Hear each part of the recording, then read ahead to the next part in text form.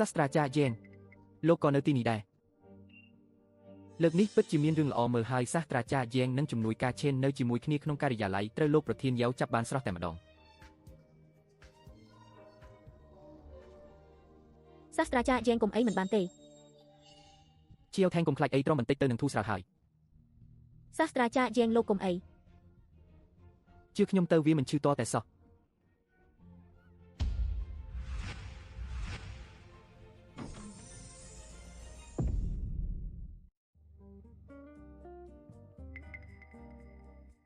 រួចរាល់ហើយខ្ញុំប្រាប់ហើយថាមិនអីទេលាបថ្នាំនេះបន្តិចរួចផ្លុំវាទៅវានឹងធូរស្រាលច្រើន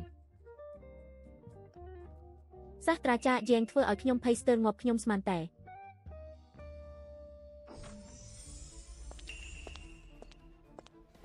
ពួកឯងកំពុងធ្វើស្អីហ្នឹង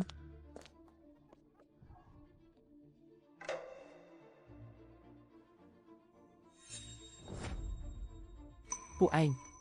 ជាងហ្វោះឆៅឯងពន្យល់យើងឲ្យសំហេតុផលមកមើលតើពួកឯងកំពុងធ្វើស្អីឯងមិនឃើញទេអីជាវថែងត្រូវទឹកថ្នាំគីមីរលាកខ្ញុំយកថ្នាំមកលាបឲ្យនាងដើម្បីកុំឲ្យវាប៉ះពាល់ដល់រាងកាយនៅក្នុងបន្ទប់ពិសោធន៍ឯងបែរជាស្លៀកស្រោមជើងវែងចឹងអីតើឯងមកលបួងប្រុសឬក៏មកធ្វើការលោកប្រធានយ៉ាវខ្ញុំសុំទោសការស្លៀកស្រោមជើងវែងក្នុងបន្ទប់ពិសោធន៍ពិតជាគ្រោះថ្នាក់មែនលោកមើលចុះឯងនៅហ៊ានមកប្រដៅយើងទៀតអីបានហើយរកខ្ញុំមានការអីអញត្រឡប់មកពីប្រជុំវិញហេតុអីមិនមកជួបយើងមុនគេខ្ញុំមានគំនិតថ្មីត្រូវតែធ្វើការពិសោធន៍ភ្លាមនឹងកត់ត្រាលទ្ធផលទុកការស្រាវជ្រាវនេះជិតរួចរាល់ហើយបើខ្ញុំទៅរីកាប្រាប់ឯងនៅពេលនោះចុះបើគំនិតខ្ញុំរលាយបាត់ទៅតើត្រូវធ្វើម៉េចឯងថាអី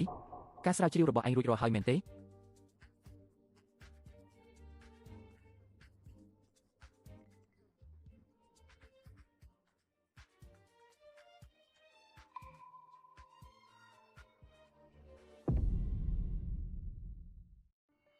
ហេតុអីឯងសប្បាយចិត្តម្ល៉េះ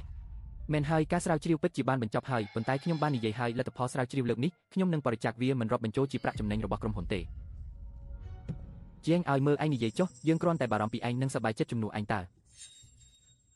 បើឯងគិតបែបនេះបានគឺល្អហើយខ្ញុំស្មានតែឯងនឹងឆ្លោះជាមួយខ្ញុំរឿងកម្មសិទ្ធិលទ្ធផលស្រាវជ្រាវនេះទៀតហើយមើលទៅប្រហែលជាខ្ញុំគិតចង្អៀតពេកហើយ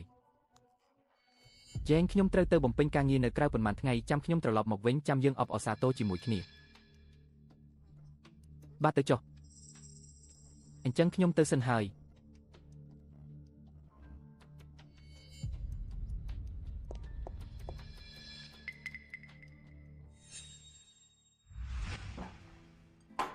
ជាវថេងមិននឹកស្មានថាអញពូកែធ្វើម្ហូបដល់ថ្នាក់នេះសោះប្រាកដណាស់ដើម្បីធ្វើជាជំនួយការផ្ទាល់ខ្លួនរបស់លោកគឺត្រូវតែចេះធ្វើម្ហូបហើយបើមិនអញ្ចឹងទេប្រហែលជាមិនបានចូលធ្វើការឡើយ